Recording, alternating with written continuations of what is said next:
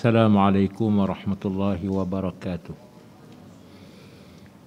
A'udzu billahi minasyaitonir rajim. Bismillahirrahmanirrahim. Ila hadratin Nabil Mustafa Rasulillah sallallahu alaihi wasallam wa ila kaffatil anbiya'i wal mursalin wal awliya wasyuhada'i was salihin وإلى جميع المسلمين والمسلمات والمؤمنين والمؤمنات وبنية القبول وحصول المأمول وبنية الشفاء من كل الأمراض وبنية قضاء حوائج الدنيا والآخرة وبنية الفوز بحسن الخاتمة عند الموت. الفاتحة. أعوذ بالله من الشيطان الرجيم. بسم الله الرحمن الرحيم. الحمد لله رب العالمين الرحمن الرحيم مالك يوم الدين إياك نعبد وإياك نستعين اهدنا الصراط المستقيم صراط الذين أنعمت عليهم غير المغضوب عليهم ولا الضالين آمين. بسم الله الرحمن الرحيم. الحمد لله رب العالمين والصلاة والسلام على أشرف الأنبياء والمرسلين سيدنا ومولانا محمد صلى الله عليه وسلم وعلى آله وصحبه أجمعين. اللهم رب اشرح لي صدري ويسر لي أمري واحلل عقدة من لساني يفقه قولي. اللهم رب زدنا علما وارزقنا فهما. اللهم فقهنا في الدين وعلمنا التأويل. رب يسر ولا تعسر وتم بالخير. اللهم صل وسلم وبارك على مولانا محمد وعلى آله في كل لمحة ونفس عدد ما وسعه علم الله. أما بعد. Muka surat 40 baris pertama atas sekali.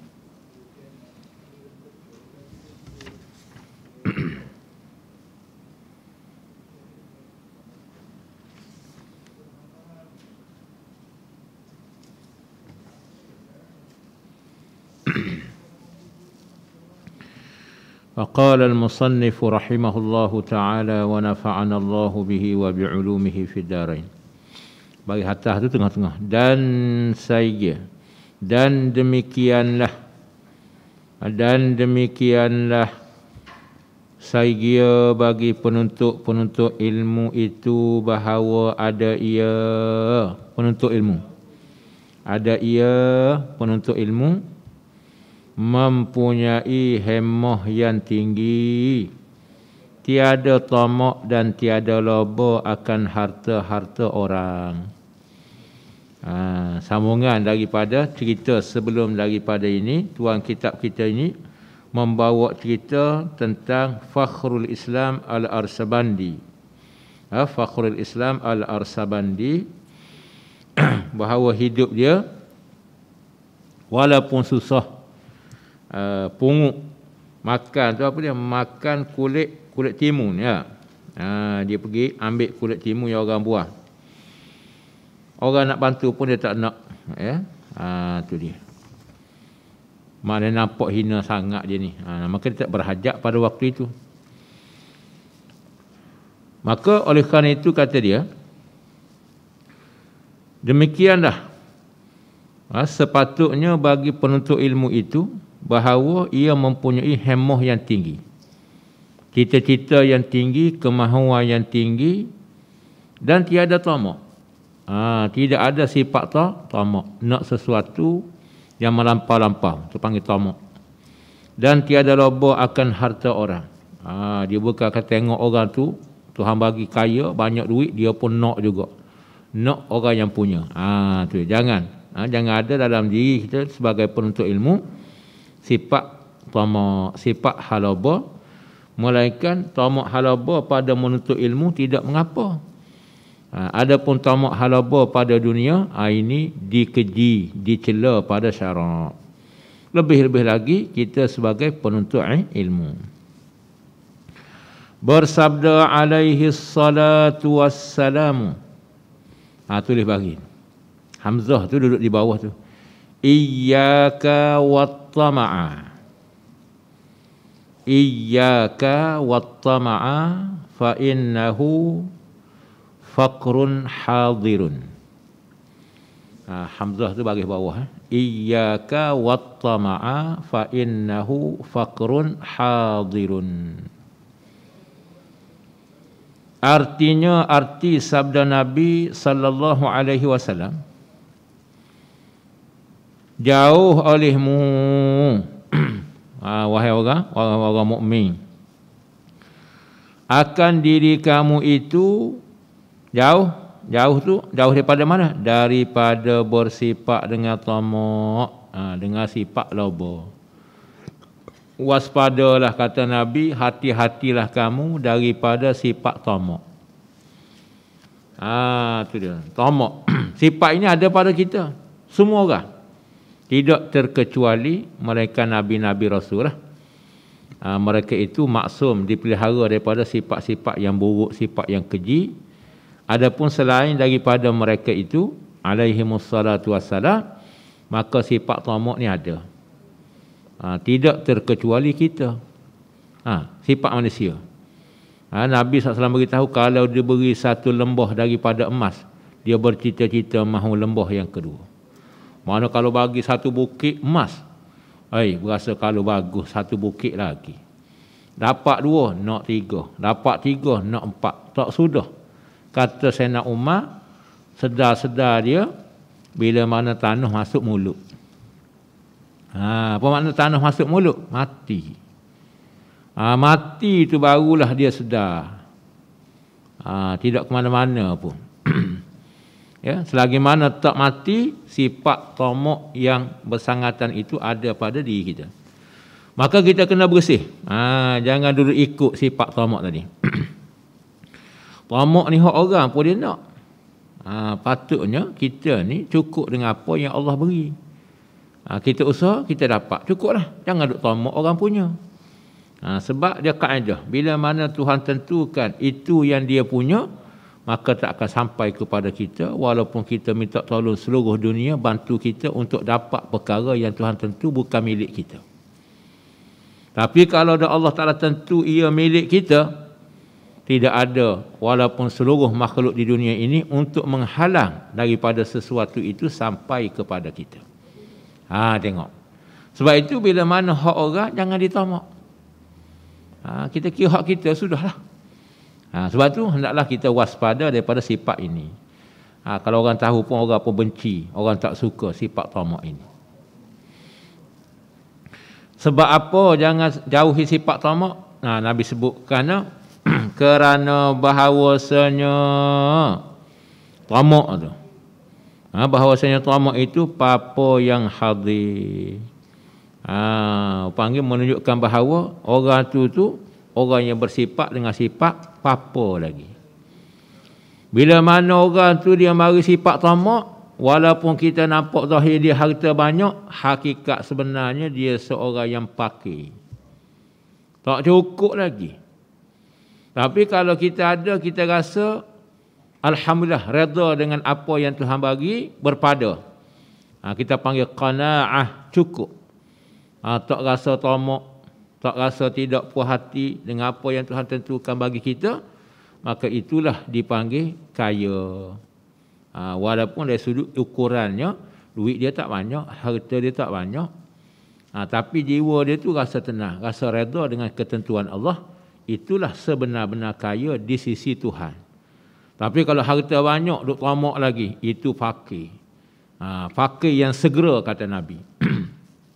Maknanya bertukar, jadi sifat fakir, jadi sifat orang papa macam tu. Sebab itu jangan duduk asa dalam hati kita tu perang atau pembela sifat tamak ini. Maka kena buang sifat tamak daripada diri kita. Kita nampak sifat tamak yang ketara ni bila? Kita boleh tengok dalam Ramadan waktu buka. Waktu berbuka puasa, maka kita boleh kenal diri kita dan kita boleh tengok sifat orang lain. Tamak. Dia taruh makanan dalam pinggang dia tu, rumbu pinggang, tak muat pinggang. Walhal makan tak banyak pun. Lepas tu, kenyang tu tak habis, tinggal. Habis tu kenapa ambil banyak tu? Tamak sehingga orang belakang tu nak ambil, habis dah. Allah banyak habis. Dah ambil satu orang tu untuk makan 3 orang. Walhal dia makan sikit je, tapi dah kena tamak.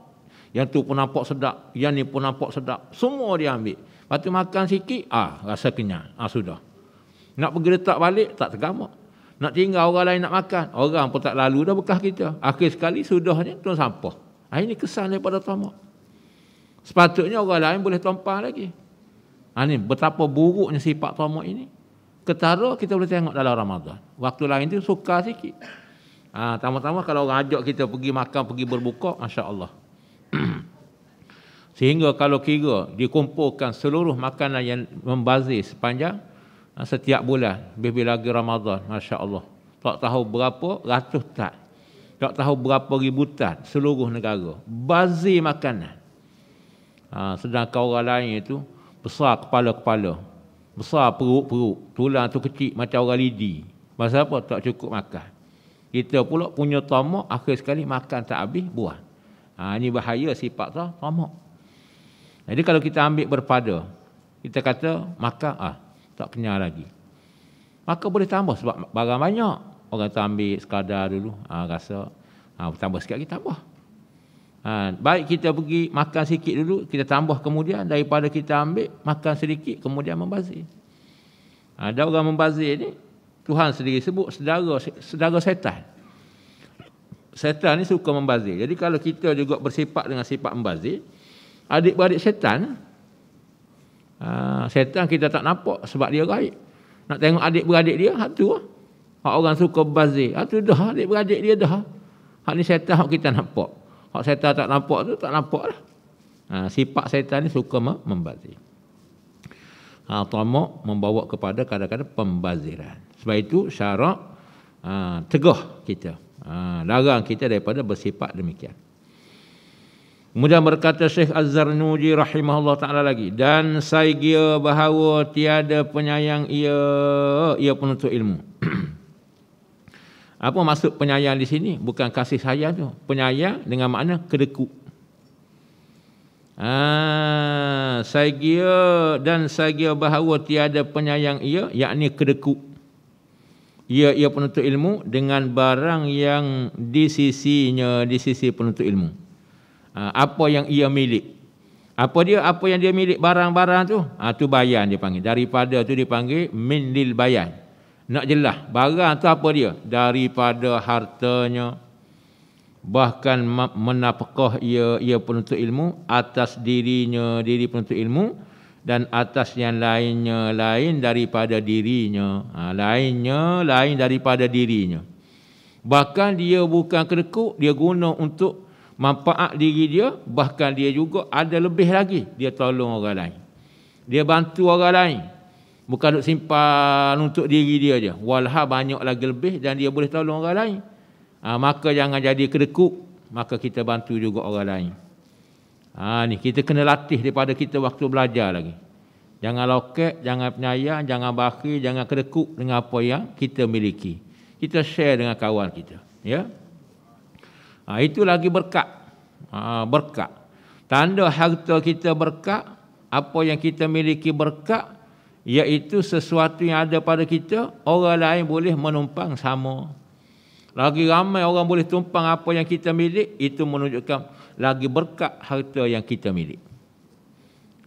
Bukan makna kita guna seorang tu, tidak. Itu mungkin berkat juga, tapi kurang. Tapi kalau kita boleh share apa yang kita ada, itu menunjukkan petanda alamat yang Allah berikan kurniaan pada kita, ialah satu keberkatan yang luar biasa. Itu dia. Muka duk kita ni, sayang ni kalau aku bagi habis. Kalau aku bagi kurang, aku punya. Patut aku nak banyak lagi. Tak, Tuhan akan ganti lebih pada itu lagi. Cuba kita buat. Kongsi. Apa yang kita ada, kita kongsi dengan kawan-kawan kita. Impak juga untuk orang lain. Itu dia. Jangan jadi kedekut. Sebab orang kedekut ini dan juga tamak ini, ialah menunjukkan sifat kepapaan yang segera. Baik, kemudian sabda Nabi sallallahu alaihi wasallam lagi. Tulis bagi itu. An-nasu kulluhum fil faqri makhafatul faqri an-nasu kulluhum fil faqri makhafatul faqri. Apa makna sabda Nabi? Arti sabda Nabi sallallahu alaihi wasallam, bermula manusia itu sekaliannya manusia pada kepapaan. Bila tu manusia jadi sifat papa? Kerana takut mereka itu manusia akan papa. Bila mana kita rasa takut kita papa dah. Sebab tu kalau kita nak kaya, terutama kaya jiwa, kaya harta, memang kita nak. Ya? Maka amallah diri kita tu sentiasa bersedekah, sentiasa berinfak. Itulah jalan untuk manusia menjadi kaya jiwa dan kaya harta. Siapa nak kaya, kena banyak sedekah. Kena banyak tolong orang. Kaya orang ni. Tapi bukan makna kita sedekah tak buat kerja, duk tunggu sedekah nak tunggu kaya. Tak. Maknanya kita sedekah di masa yang sama kita berfikir dan kita berusaha untuk mencari rezeki Tuhan. Tapi jalannya ialah dengan cara kita banyakkan impak. Dapat Tuhan bagi rezeki, kita impak. Maka Tuhan akan buka ruang-ruang itu, jalan-jalan kemudahan untuk kita jadi kaya. Itu dia. Sebab tu manusia takut jadi apa ni. Tapi perkiraan manusia itu tidak selari dengan kehendak Tuhan. Tuhan kata kalau kamu takut apa, sedekah. Logik akal pula, kalau kita sedekah, kita jadi tak ada duit, kita jadi apa? Nampak tak? Tuhan kata kalau kamu takut jadi miskin, sedekah. Kita pula fikir dengan sebab kita sedekah, jadi miskin. Nampak tak? Sebab tu kita kedekut. Pasal apa? Aku bagi habis. Tuhan kata, memanglah bagi tu nampak zahir habis. Aku ganti balik. Aku ganti balik. Aku ganti banyak. Kamu bagi RM1, aku ganti RM700. Engkau bagi RM2, aku ganti RM1,400. Engkau bagi RM3, aku ganti RM2,100. Nampak tak? RM3 yang kita bagi, Tuhan bagi RM2,100. Lepas tu bila nak jadi miskin kita? Tak miskin lah. Tapi dah otak kita, syaitan pun tipu. Kalau kamu bagi RM1, duit RM10 tinggal RM9. Mana kayanya? Tinggal RM9 dah. Kalau awak bagi RM5, tinggal RM5. Lepas tu mana kaya? Habis duit ni. Kalau 100, bagi 50, tinggal 50. Kalau 1000, bagi 500, tinggal 500. Lepas tu mana kaya? Kurang ni 500 ni. Memanglah zahir kamu nampak begitu. Tapi Tuhan nak ganti tu banyak lagi depan kamu tu. Tapi manusia takut. Takut apa tu apa. Ini kita orang mengaji ni. Muslim-muslimat, anak-anak yang dirahmati Allah. Baik, kita hak mengaji dah duk tengok ni. Hak duk live ni. Ni kita pakat-pakat amal. Baik. Sebenarnya hati kita ni kadang-kadang kita rasa ragu-ragu dengan apa yang Tuhan kata. Sungguh ke? Sebab itu Tuhan suruh kita buat. Tuhan suruh kita buat, apa tujuannya? Untuk menghilangkan ragu-ragu yang ada pada hati kita. Bila mana kita buat, maka Tuhan akan tunjuk benda tu. Bila mana Tuhan tunjuk, kita pun kata, sungguh rupanya. Maka pada waktu itu, hilanglah ragu-ragu kita dengan janji Allah. Selagi mana kita tak buat, selagi mana itulah tidak akan datang keyakinan dalam jiwa kita. Tak akan yakin. Tak akan. Supaya orang cakap lah. Makan yang sedap ni Ustaz. Awak sedap makanan ni. Jadi kita tengok tu memang nampak sedap dah. Tapi sungguh ke sedap? Kita pun tak tahu. Tapi orang kata sedap. Adakah dengan sebab orang kata sedap, kita tengok sedap, tapi kita tak rasa? Maka kita yakin benda ni betul-betul sedap. Jawab dia tidak. Habis tu bila kita rasa dan kita yakin benda ni sedap sungguh, orang kata sedap, kita tengok sedap, kita pun makan. Oh, memang sedap sungguh. Pada waktu itu kita yakin. Orang pun datang, kata tak sedap. Walaupun dia kata tak sedap, kita dah rasa sedap, maka dengan sebab dia kata tak sedap, tidak menghilangkan keyakinan kita bahawa sesuatu makanan itu sedap. Nampak tak? Gitu. Jadi maknanya kalau kita nak tahu kaya tak kaya, cuba buat. Tapi jangan perhabis tu, bagi perhabis. Nak suruh kaya cepat, dia bagi perhabis. Lepas tu mula duk mengingat, silap aku. Lepas tu Tuhan pun tahan. Lepas tu tak jadi kaya sungguh. Lepas tu dia marah pada Tuhan pula. Tuhan kata nak ganti kaya. Jangan pula gitu. Maknanya kita bagi itu biar padan lebih daripada keperluan kita belanja, kita guna, ada lagi lebihan. Maka guna lebihan itu untuk kita share-sharekan rezeki itu dengan orang lain. Dan cuba kita perhatikan, insya-Allah, minta Tuhan tunjuk pada kita betapa perkara ini sungguh apa yang kamu kata, supaya aku dapat yakin dengan apa yang kamu katakan. InsyaAllah.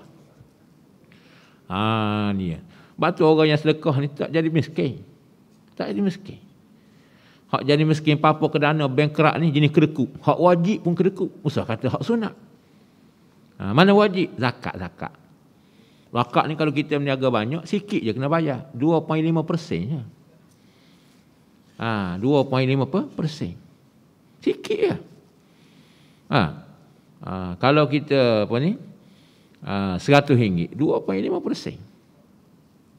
Berapa kena bayar? 100. Berapa? 2.5% daripada RM100. Tak RM2.50. Tu je. Tu pun kena keruk juga. Nampak tak? Lekuk kita. Walha kita dapat puluh-puluh ringgit. Nak baginya RM2 lebih. Tu kita kata 100. Tapi yang jadi masalahnya bukan 100, Ustaz. Saya meniaga untung setahun 3 juta. Daripada 3 juta tu 2.5%. Berapa kena bayar? Nampak tak? Jadi akhir sekali dia kata, banyak. Walha yang dia dapat tu juta-juta. Yang keluar tu hanya berapa ribu je.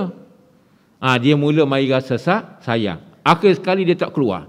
Dengan sebab tu nak ceritanya, Tuhan bagi banyak lagi tapi jadi kedekut. Apa sudahnya? Tuhan lingkupkan apa yang ada pada dirinya. Padan dengan muka pada waktu itu. Nampak tak? Sebab tu kita dengan Tuhan ni jangan loket. Sebab semua ni daripada Tuhan. Tuhan suruh beri pun bukan kerana apa-apa dah. Tuhan suruh kita beri itu tujuannya ada hak-hak orang lain yang ada dalam rezeki kita. Supaya kita boleh share dengan orang lain. Kadang-kadang Tuhan uji orang lain itu tidak sebagaimana nasib baiknya kita. Kita Tuhan ujinya bagi banyak rezeki limpahan yang begitu banyak. Ada orang lain Tuhan tu bagi sedikit, kadang-kadang tak cukup. Jadi dengan sebab tak cukup dia, kita jadi lebih, maka kita lah orang Islam ini bantu dia supaya dia jadi cukup. Antara bantuannya ialah zakat yang wajib yang ada pada kita. Sebab inilah yang dipesan oleh Rasulullah kepada Muaz bin Jabal ketika mana Rasulullah mengutuskan Muaz bin Jabal ini pergi ke negara Yaman. Dihantar sebagai delegasi ke sana untuk menyeru orang Yaman kepada Islam. Antara dipesan oleh Nabi SAW kepada Muaz, selain daripada pesan suruh laksanakan 5 rukun Islam itu, maka disebut juga kepada Muaz bagi tahu kepada mereka supaya diambil harta-harta orang kaya, maka diberi bantuan kepada orang-orang miskin. Diagih-agihkan harta-harta yang Allah Ta'ala beri daripada orang kaya. Tu'khadhu min aghniyaihim wa turaddu ila fuqaraihim. Ambillah harta-harta sebahagiannya zakat daripada orang kaya di kalangan mereka, maka bantukanlah fuqara'-fuqara', orang-orang miskin di kalangan mereka. Dia. Jadi nak ceritanya, Tuhan tambah rezeki kita, lagi pula rezeki yang kita ada itu berkat. Apa makna berkat? Bertambah kebaikan pada rezeki kita. Apa yang kita ada Tuhan jaga, yang belum ada Tuhan akan datangkan dengan mencurah-curah. Itu dia cara dia. Jadi kita belajar pun begitu juga. Tuhan tambah rezeki kita, Tuhan bagi rezeki kita, kita pun tak loket. Kita bagi, kita bantu orang. Selain masa yang sama kita pun selesai keperluan kita, insya-Allah kita akan diberi rezeki yang banyak. Lebih-lebih lagi rezeki dari sudut sifat kita menjadi lebih baik. Tidak jadi seorang yang kedekut. Tuan muslimin, muslimat, anak-anak yang dirahmati oleh Allah Subhanahu wa taala sekalian. Maka Nabi kata apa? Bermula manusia itu sekaliannya manusia pada kepapaan. Di dalam keadaan sifat tu papa, kerana takut mereka itu akan papa. Jangan takutlah papa ni. Kita hilangkan dia dengan cara kita banyak sedekah. Kelebihan sedekah ni sangat banyak disebut dalam hadis, disebut dalam kitab para alim ulama. Kelebihannya sangat banyak ya. Pertama sekali yang kita boleh nampak, bila mana kita beri pada orang, kita mengembirakan hati orang. Orang ni susah, bila mana dibantu, dia pun rasa seronok. Bila mana kita memasukkan kesukaan dalam hati orang mukmin, maka itu tanda bahawa ia diredai oleh Allah dan ia merupakan salah seorang di antara penghuni syurga. Kerana mengembirakan saudaranya. Nampak? Itu dia. Ialah kita ni bila mana orang bagi, tak suka kita. Macam kita pergi, orang jemput kita pergi tahlil, nak pergi baca Quran, pergi buat majlis kesyukuran. Orang jamu kita tu bukan main dah, seronoknya kita. Tambah kita hak mengaji hafal Quran. Kadang-kadang tuan rumah tu nak meraihkan kita kerana kemuliaan Al-Quran. Orang lain tu makan kemudian, lepas kita makan dulu. Kita minta anak-anak hafal Quran habis ni makan dulu. Kemudian kita minta tetamu tu dulu. Tunggu sekejap. Kita dulu makan. Punyalah kita makan tu ayam tu separuh. Kita sorang je. Ambil. Seronok tak kita? Seronok. Orang lain tak makan, kita makan dah. Maknanya kalau kita orang raya istimewa, kita rasa seronok. Kemudian kita nak balik. Tuan rumah pula murah hati. Ambil pula sapu bagi kat kita. Kita pula lambat pantang. Mana orang kita nak buka berapa ringgit ada dalam sapu ni. Ni tak. Kita pun buka Allah RM100. Suka kita. Tak suka? Suka buka RM100. Kenapa? Kerana bila mana orang beri, sudah pasti jiwa kita berbunga-bunga, rasa seronok. Lagi banyak, lagi seronok. Pada waktu itu, terlahirlah dalam hati kita satu doa kepada Allah. Moga-moga tuan rumah ni murah rezeki lagi. Allah baik hati sungguh tuan rumah ni. Aku pergi tempat lain, ada orang bagi, taklah sebanyak ini. Kita pun mula berdoa dengan hati kecil kita. Tuhan pun dengar. Maka Tuhan murahkan lagi rezeki tuan rumah tu. Dengan sebab doa-doa orang yang beri. Kenapa? Kerana dia mengembirakan saudara yang mukmin. Dengan cara kita bantu orang. Maknanya itu kelebihan. Sebab tu orang yang bantu orang ni, Tuhan tak akan biarkan dia dalam keadaan kepapaan dan kehinaan. Tidak.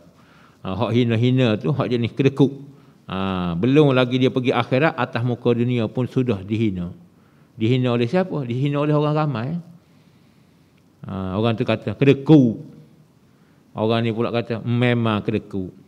Orang tu berkata aku pun tahu memang dia kedekut. Hina tu. Memang depan kita dia tak kata kedekut. Dia jaga juga hati kita, takut kita terasa hati. Tapi belakang kita kedekut, dia kata. Oh, kedekutlah datuk tu. Nampak tak? Kedekutlah pakcik tu. Kedekutlah orang tu. Nampak tak? Itu satu penghinaan sebenarnya. Tapi kalau kita sifat jenam pemurah dia suka bantu orang puji. Hatta mati pun orang puji lagi. Allah arwah ni Masya Allah. Saya tak pernah jumpa orang sebaik itu. Orang semulia itu. Orang sependerma itu. Orang seikhlas itu. Sikit pun jangan bantu orang. Bukan kata bantu aku pun tengok dia suka bantu orang lain. Masya Allah, payah dah kita nak jumpa orang macam ni. Mudah-mudahan dia Tuhan tempatkan tempat orang yang baik-baik. Mudah-mudahan Tuhan beri kebaikan pada dia walaupun dia telah meninggal dunia. Dengan sebab masa dia hidup dulu seorang yang baik. Tengok.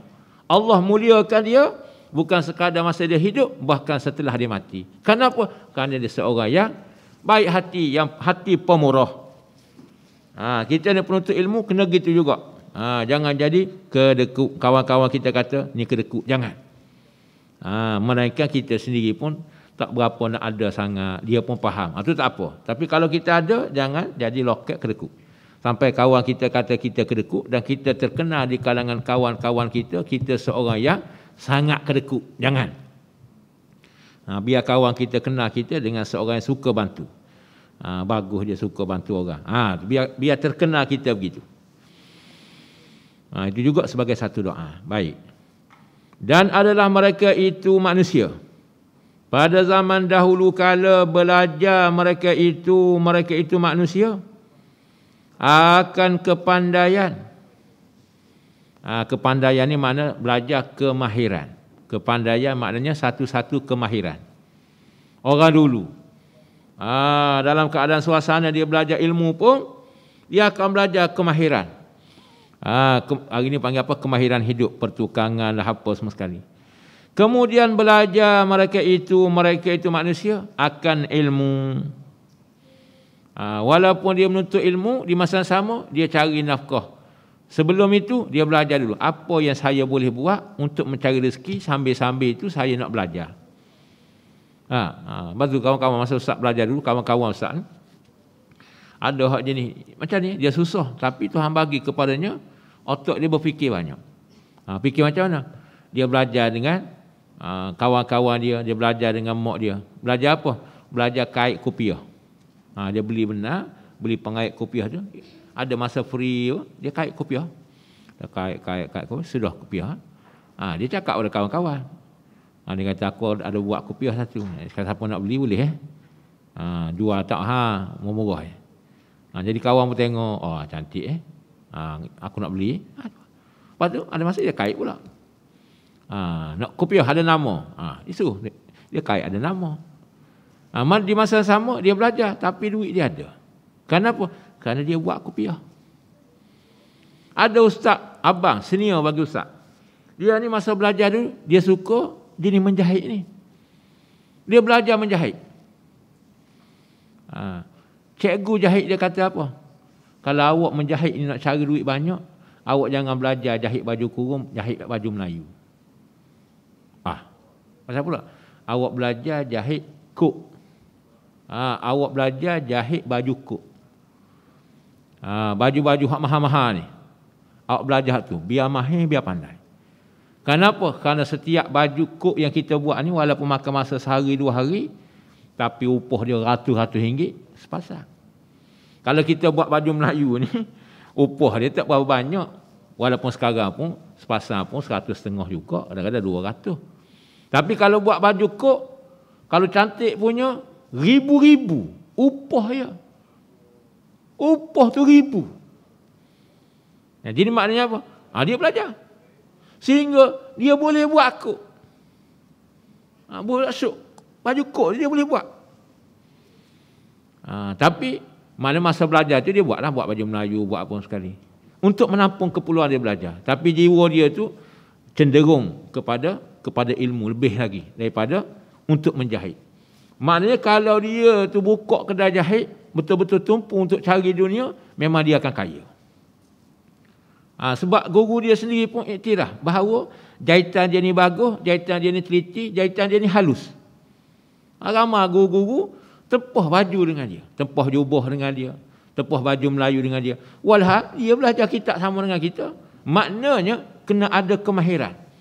Supaya apa? Supaya pengajian kita tidak terbantu. Ni bagi orang yang susah lah. Bagi kita kalau dah disara, ada orang dah bagi menampung keperluan kita, cukup mak ayah kita cari, tak perlulah kita menyusah begitu. Tapi orang dulu dia belajar, itu antara kemahiran dia. Kalau orang zaman-zaman dahulu lagi, zaman-zaman pengarang kitab kita ni, apa antara kemahiran mereka? Mereka belajar untuk mencari keuangan, menampung pembelajarannya. Mereka itu membelajar tulisan khat berbagai-bagai versi. Tulisan dia cantik-cantik. Dengan sebab tulisan dia cantik, maka orang ramai pun pergi untuk dia salin kitab-kitab tertentu. Maka dia ambil upah. Sebuah kitab berapa muka surat, berapa upah dia.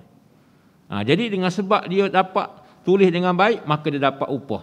Dengan sebab upah tadi, maka dia tak perlu minta dengan orang. dia boleh guna perbelanjaan itu dengan baik. Dia boleh mengaji. Ini orang-orang dahulu. Kita ni tak lagu tu. Kita ni nanti orang suak semua. Malah belaka tu jadi payah kita tu. Cuba kita fikir apa yang perlu yang boleh kita buat semasa kita belajar. Ada kawan ustaz dulu dia beli ni barang-barang yang macam kepuk macam apa ni digantung dekat pintu-pintu asrama. Sebab ramai pelajar tu lebih kurang dalam 300 orang lebih pelajar. Jadi letak dekat pintu pondok tu. Jadi siapa nak beli dia tulis dah. Yang ni RM1, yang ni 50 sen apa. Jadi dalam seminggu tu barang dia tu habis sentiasa. Ini apa ni? Godih-godih ni, malam-malam tak ada apa ni, aku nak makan hak dia. Tak. Akhir sekali dia lebih lebih ada duit daripada orang lain. Orang lain habis duit beli barang dia. Dia ni jual barang. Ini ada orang yang begitu. Tapi tak semualah. Jadi maknanya kalau boleh, kalau kita sangat perlu, kita kena belajar juga kemahiran-kemahiran tertentu. Untuk mencari dana supaya kita dapat belajar dengan baik. Kenapa mereka itu belajar jenis pertukaran kemahiran hidup? Itu dia. Kemudian belajar mereka itu akan ilmu supaya tiada tamak mereka itu manusia ataupun penuntut ilmu zaman dahulu pada harta-harta manusia. Tujuannya dia tidak nampak nak pada harta orang. Buat apa aku nak lagi? Sebab aku dapat cari duit sendiri. Itu dia. Ada macam-macam keluar jual pakaian, kopiah lah, baju Melayu lah, ridak, macam-macam kawan-kawan tengok. Kita ni hak pengguna ya. Itu dia. Dan pada Al-Hikmah, nama kitab. Al-Hikmah itu nama kitab. Dan pada Al-Hikmah, siapa-siapa yang jadi kaya dengan harta orang, jadi papa ia. Kalau orang tu kaya dengan nak hak orang je, tak ada usaha sendiri, hakikatnya dia papa. Kita ni cari harta sendiri, cari duit sendiri, barulah kita tidak dipanggil orang yang papa. Duk tomok nak hak orang je. Dia sendirinya malah sebenarnya tu sifat orang papa. Dan bermula orang yang alim. Cerita orang alim pula. Apabila adalah ia orang yang alim, sangat tamak, nescaya tiada tinggal baginya bagi orang alim kemuliaan ilmu. Kalau dia tu jenis orang mengaji, ahli surah, ahli masjid, tiba-tiba ada sifat tamak, maka orang ni tidak dipandang mulia. Tak mulia, tamak tu. Betul lah dia tu mengaji, orang panggil ustaz, panggil tok guru, panggil hafal Quran, tapi tamak. Bila mana dengar je sifat tamak, orang pun tak boleh ambil. Orang tak peduli, dia ni tamak, tak boleh pakai ni, tamak. Memang dia ada ilmu tapi tamak. Jadi orang pun tak pandang tinggi, orang pandang hina. Sebab apa? Sebab ada sifat tamak. Tamak ni sifat yang buruk ya. Dan tiada berkata ia orang alim itu dengan sebenarnya. Akhir sekali dia tidak akan bercakap benar. Sebab bila mana dia bercakap benar, mungkin orang akan lari daripada dia, dia tak boleh ambil duit orang. Ataupun dia ada kepentingan. Bila mana dia bercakap jujur dan benar, orang tak ambil dia untuk bersama. Sebab susah. Yang ni tak boleh, yang tu tak boleh, payah kata dia. Akhir sekali orang tinggal dia. Jadi daripada orang tu tinggal dia, dan dia pun nak sesuatu habuan daripada dunia, maka dia rela dia menipu.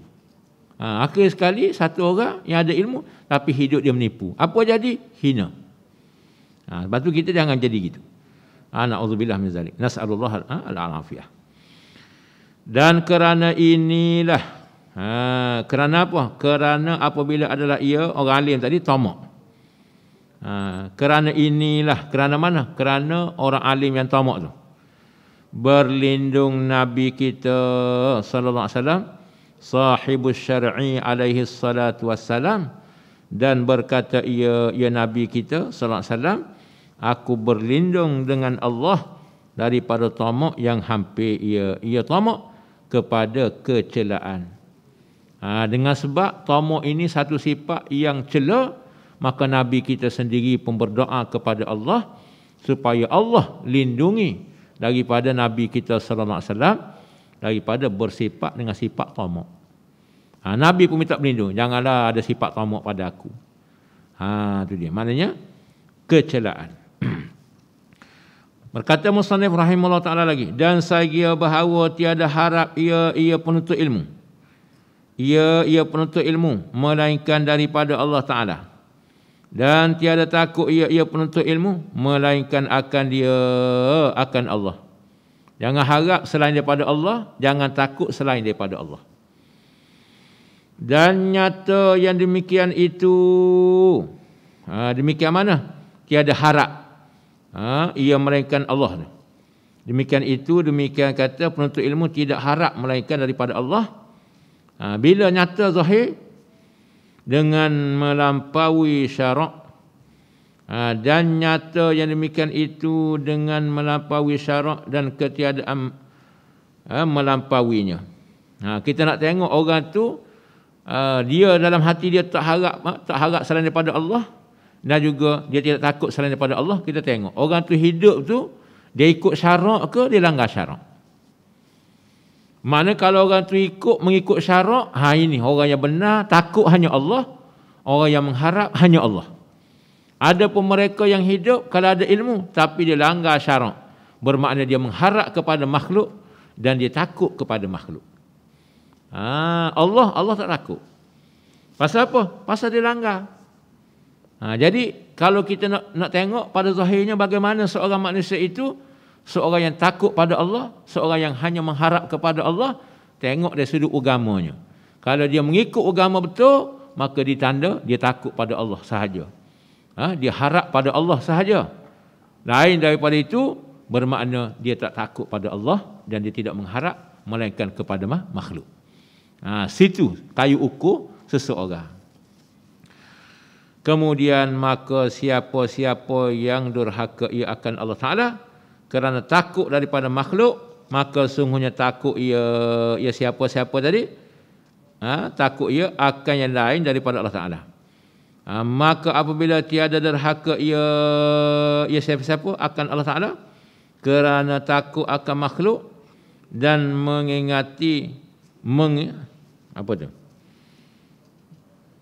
mengintai-intai ia siapa-siapa akan hudud syarak dan memelihara ia akan dia, maka tiada takut ia siapa-siapa tadi akan yang lain daripada Allah Ta'ala, bahkan takut ia akan Allah Ta'ala. Dan demikianlah juga pada pihak harap, pihak harapnya, bukan harapnya. Kemudian maka siapa-siapa yang derhaka ia, kita akan situlah, sakat tu dulu. InsyaAllah untuk akan datang ni kita mula maka siapa-siapa yang derhaka ia akan Allah Ta'ala. Wallahu subhanahu wa ta'ala a'la wa a'lam. Bismillahirrahmanirrahim. Alhamdulillah rabbil alamin, wassalatu wassalamu ala syafil anbiya wal mursalin wa ala alihi washabbihi ajma'in. Allahumma rzuqna ilman nafi'a wa qalban khashi'a wa yaqinan sadiqa wa amalan salihan taqabbala wa rizqan wasi'an tayyiban kafih. Rabbana atina fid dunya hasanah wa fil akhirati hasanah wa qina adzabannar. Wa sallallahu ala sayyidina Muhammad wa ala alihi washabbihi ajma'in. Walhamdulillahi rabbil alamin.